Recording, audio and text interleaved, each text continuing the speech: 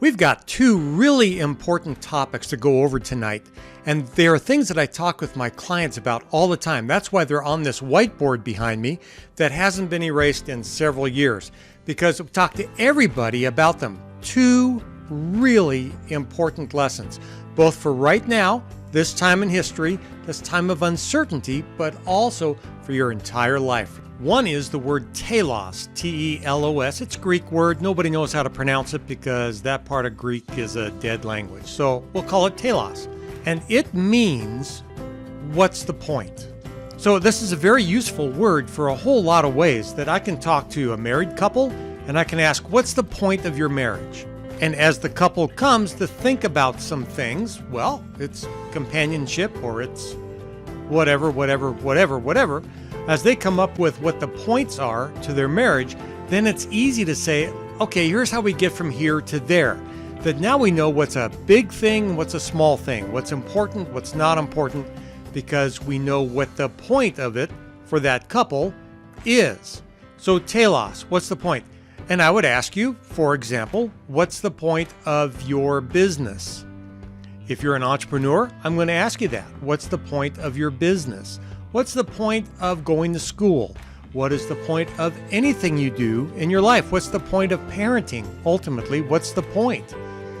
And I would suggest it's something like not the results you get with your child over the next month, but it's who is your child going to be at 18 years old, 28 years old, 48 years old, 98 years old? What kind of a person is your child going to grow up to be? And questions like, where will they spend eternity? Where will your child be in 1,000 years? These are ways of putting that into perspective. Telos, what really is the point? And once you define that, what is the point of your life? What is the point? Once you define that, then you're free to sit down and look at what would a bigger and better future look like for me? I'm right here in my life right now.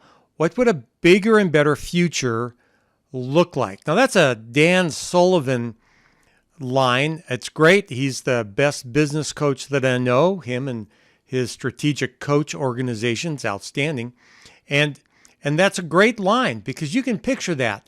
When you can embrace then a bigger and better future that matches what you have defined as the point of your life, the telos of your life, when you can embrace that and see it, taste it, touch it, when you can see where you're going, a lot of things happen. One is it gives you energy and creativity to get from here to there, but also it lets you know, it reveals to you that there are some things that are holding you back, some things that are keeping you from moving forward in moving into this future, this bigger and better future. And some of those things that might be keeping you from moving forward, they're just going to have to go overboard. You got to get rid of them. They could be bad habits.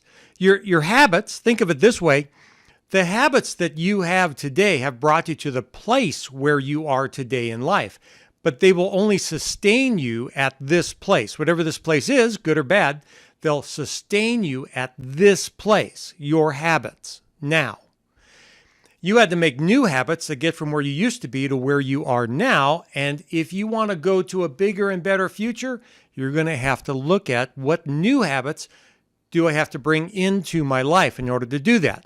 If you were a good high school baseball player, for example, and you wanted to become a great college player, you would have to pick up a whole new set of habits. And then if you wanted to be a great professional player, well, you'd have to develop a whole new set of habits again in order to sustain that in your life. Not only that, you have to get rid of some things in your life, some bad habits, or at least habits that are acting like weights or anchors for you. You're simply going to have to get rid of those. So some things have to go overboard, and those could be things like bitterness, anger. That if those things are holding you back, then you have to get rid of those in order to move into your bigger and better future and form some new habits. So on this picture, we will will draw that target.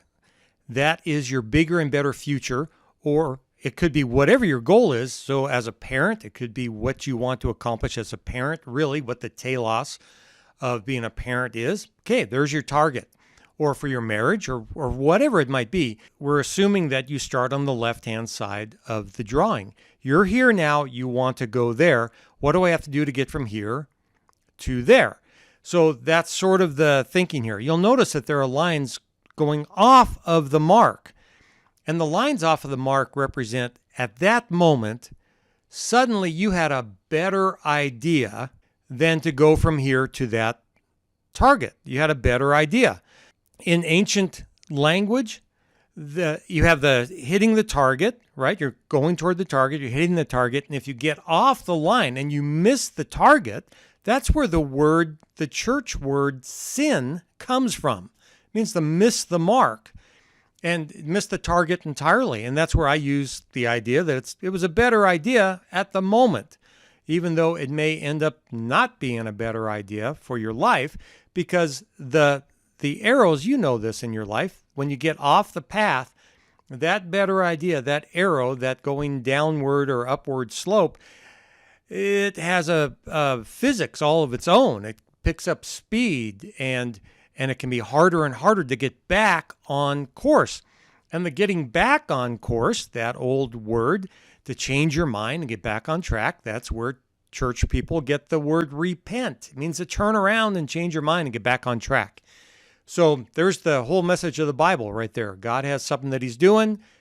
He wants to help you get from here to there, but sometimes we have a better idea, get off the path, but we can change our mind, get back on the path. There you go. You want to just sort of move forward, but really you want to work from the target backwards. You want to say, okay, the target looks like this, and I would have these habits to sustain that. So now work backwards and say, what are the new habits I need to acquire to get from here to there? So you have a target that you want to achieve that you think would be great for your family. So now you want to work backwards and say, okay, what are the things I need to learn? What are the things I need to change? What are the things we all need to learn, that we all need to change? And work backwards. Well, we can do this one, and then that one, and this one, and that one, so on. And then get after it and start going from the left to the right, from where you are now to where you want to be. And in your life, you could do that every 90 days and assess. What we're doing right now might just be a 90-day program. So you want to go faster than that. What do you need to change today or tomorrow? What's the next most important thing for you to do? And let's get after that.